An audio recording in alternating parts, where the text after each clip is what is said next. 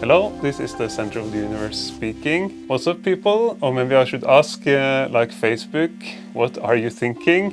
The recent events has for many people, artists and private persons alike, been the straw that broke the camel's back when it comes to getting off platforms such as Facebook.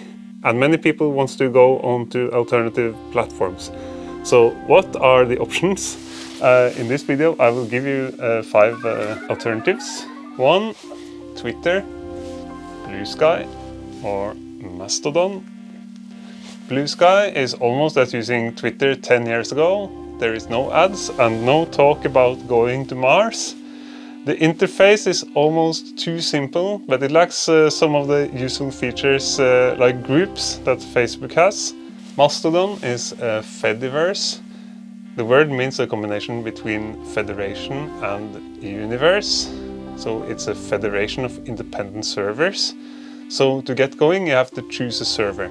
And I would roll with the Gmail of Mastodon, the Mastodon social server. It's cool and nice people on there, and it's very community based, but sometimes it feels like you're at the kitchen party of a system administrator. 2. Instagram. Pixelfed is the federated version of Instagram for sharing pictures and videos, and it's also open source. It's pretty straightforward to use and it can be run in tandem with Mastodon. 3. Facebook artist page. The alternatives here: trash can or your own homepage. For years, Facebook have shown the non-sponsored posts only to a selected few people. So what gives? Personally, I think I will get rid of my Facebook artist page altogether. The only thing I will miss is events. So maybe some other social media can implement that, like the one mentioned earlier in the video. In Norway, we also have some local alternatives like Broadcast and also Underskog.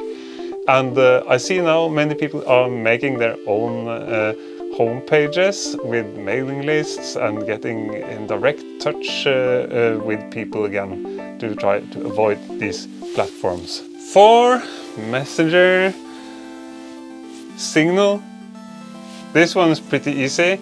It's similar to Messenger, but it's outside the Meta ecosystem. Personally, it would be hard to get rid of Messenger since people will ask me questions and bookings and stuff on there. But I think more and more people will go on to Signal, and there's also something called Element and alternative platforms that doesn't spy on you. 5. Spotify. As we know, Spotify don't pay artists much, and in its recent fight against AI trash, it stopped paying altogether for tracks that is played less than 1,000 times. It means that small artists such as me, or maybe such as you, don't get paid at all, even if they have a huge catalog.